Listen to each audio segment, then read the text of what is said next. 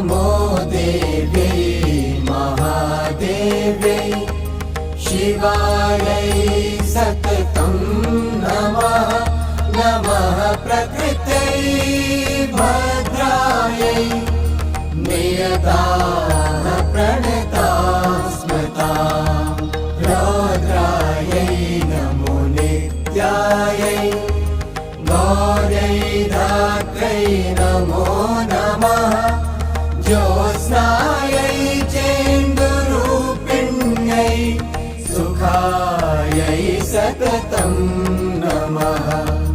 कल्याणै प्रणतां वृद्ध्यै सिद्ध्यै कुर्मो